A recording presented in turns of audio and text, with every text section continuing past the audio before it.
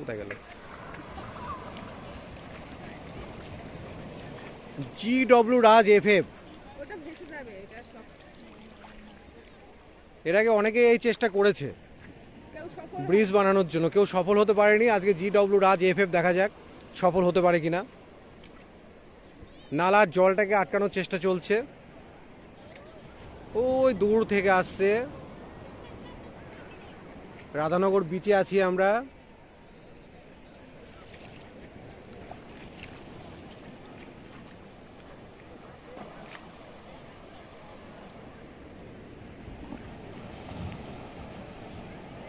কি একটা কাজ চলছে বোঝা যাচ্ছে না।